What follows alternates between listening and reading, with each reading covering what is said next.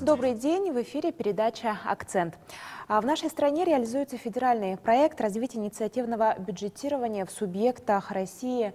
И он реализуется в рамках соглашения между Министерством финансов нашей страны и Всемирным банком в 53 регионах, в том числе и в Якутии. Основная идея программы состоит в прямом вовлечении населения в определение приоритетных социальных проблем местного уровня путем проведения собраний населения для отбора проектов и в обеспечении методологической поддержки. И сегодня у нас в студии Сергей Алексеевич Гридин, ведущий эксперт Всемирного банка в области инициативного бюджетирования. Добрый день. Как отбирались проекты? Какие вопросы оказались наиболее актуальными для населения республики? Каковы перспективы развития инициативного бюджетирования в Якутии? Ответы на эти и другие вопросы в нашем сегодняшнем выпуске. В течение октября-ноября прошлого года в муниципальных образованиях состоялись собрания населения.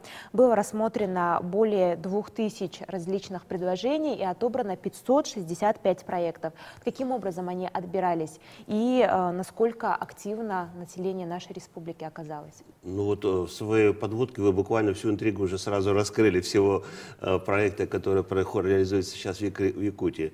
Ну, во-первых, насколько активно, пожалуй, вот когда вы назвали цифру 53 региона Российской Федерации, вот в этом звене перечня субъектов Российской Федерации Якутия точно занимает первое место с точки зрения привлечения населения и вовлечения его в процесс принятия решений.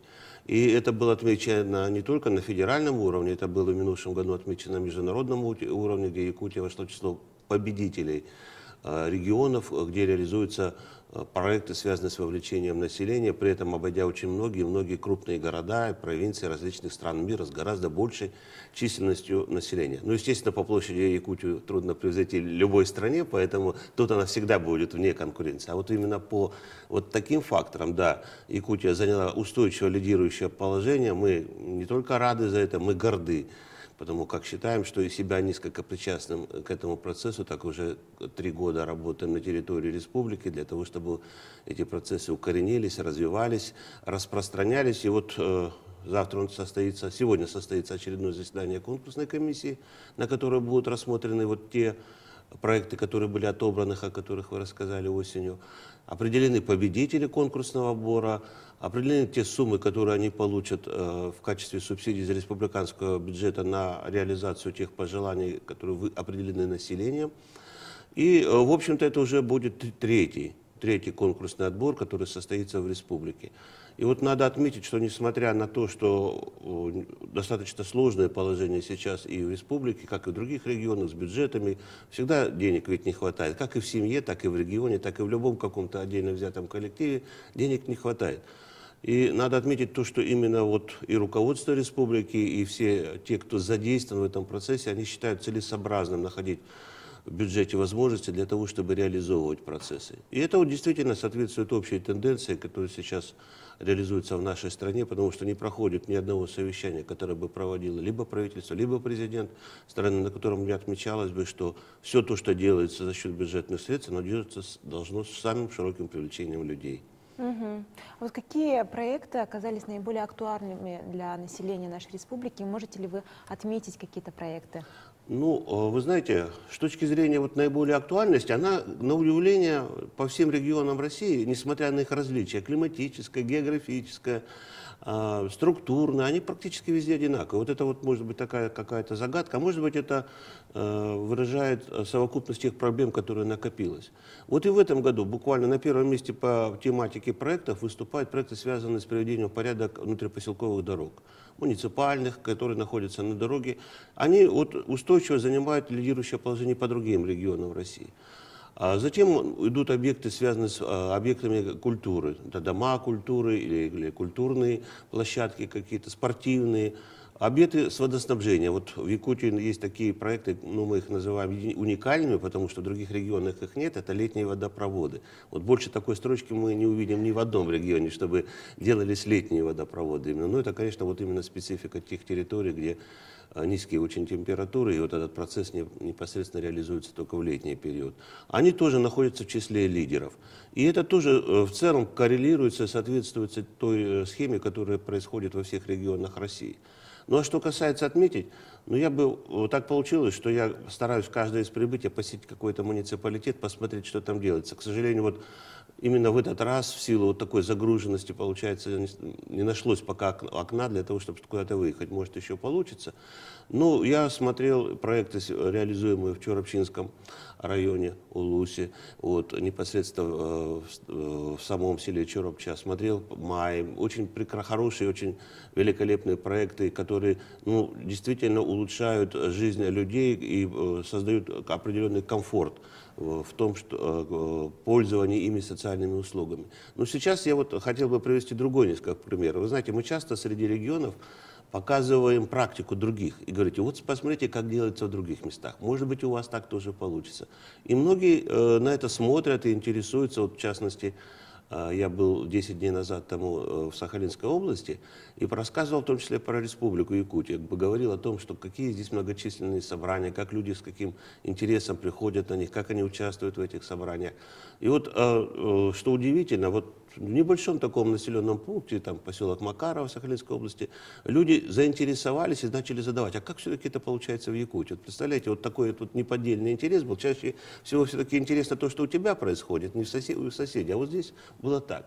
Так вот, если говорить о такого рода собраниях, я теперь, наверное, смело буду показывать именно эти собрания, которые из года в год собирают порядка 2000 человек на свои собрания. Это очень значимый результат. И можно сказать, что таких результатов достигнуты только в республике. Потому как, если говорить о других регионах, ну да, единичные случаи есть в республике Башкортостан, может быть, в других каких-то местах еще можно привести в примерах. Но даже вот при подготовке этого конкурса я обратил внимание на то, что таких собраний, где численность либо близка к 1000 человек, либо ее превышает, их уже стало достаточно много. Поэтому, конечно, в первую очередь уникальность всех этих собраний, вот и примеры, это те, связаны с тем, что люди с удовольствием приходят на то, чтобы рассмотреть и решить свои вопросы. Ну, скажите, пожалуйста, каковы перспективы развития инициативного бюджетирования с учетом опыта российского, международного? Да, вот это, знаете, очень хороший вопрос, спасибо, потому что, естественно, когда чего-то достигаешь, думаешь, что ты уже вот порог этот есть, потолок, и можно почивать на лаврах. На самом деле, конечно, мы говорим, что республика достигла очень хороших результатов, но на самом деле есть очень много еще направлений, даже в части инициативного бюджетирования, где стоило бы развиваться, где стоило бы в том числе и рассмотреть и международный, и региональный опыт. И за ним далеко ходить не надо, он рядышком. Вот та же Сахалинская область уже приступила к реализации проектов, связанных с капитальным строительством. Это большие, дорогие проекты стоимостью до 100 миллионов на один проект. Там принимаются коллективные решения, при этом голосует вся область о том, что делать на территории региона. Это очень интересно и очень здорово. Очень интересно смотрятся те проекты, которые делаются во всем мире, но они начали получать распространение и у нас в стране. Это проекты по вовлечению молодежи и школьников. Вы знаете, в чем, пожалуй, их интересность заключается? В том, что нам кажется, что молодежь несколько оторвана или не очень увлечена тем, что происходит у себя в населенном пункте. Больше думает о том, чтобы что-то завершить свое образование в школе, куда-то переехать. А если им дается право что-то сделать, то их интерес ограничивается либо с территории школы, либо там связанными вопросами, связанными с интернетом или еще что-то. Но на самом деле вот та практика, которая делается уже в ряде регионов, она показывает, что молодежь очень интересует в целом развитие их населенных пунктов. В целом, то, что касается увековечения памяти о своих старших поколениях, реставрации памятников, приведением в порядок тех или иных территорий, восстановлением этих объектов. И я думаю, что вот такие эти направления, они характерны будут и для Якутии, если захочет кто-то их использовать. Ну и, конечно, для нас сейчас очень актуальна стала тема вовлекать в процессы инициативного бюджетирования не только людей, непосредственно проживающих и объединенных территориальными интересами, но и какие-то отдельные социальные группы, в том числе людей, имеющих инвалидность. Вы знаете, это совершенно другая ниша. Мы начали с ними общаться и убедились, что это другой уровень мышления, с ними очень интересно работать. Они тоже высказывают предложения, не всегда касающие именно их интересов, а касающих развития всего общества. Я думаю, вот эти вот направления в целом, они интересны, и мы их обсуждали в ходе моего пребывания в республике здесь непосредственно, и еще будем о них говорить. Я думаю, что мы продолжим развивать это направление, продолжим это обсуждать, и, может быть, даже приступим к реализации одного или двух этих направлений на территории республики. Я бы хотела здесь уточнить, это могут быть тогда НКО или это общественные объединения какие-то? А вы знаете, вот в принципе в этом отношении мы не ставим никаких планок. Для нас вот сама процедура инициативного бюджетирования, она объединяет тех, кому это интересно. Если это интересно некоммерческим организациям, особенно, вот, как мы говорим, социально ориентированным некоммерческим организациям, я, кстати, встречался и знаком с представителями таких организаций в Республике Якутия, у вас очень неплохая практика в этом направлении наработана, вот, то пожалуйста.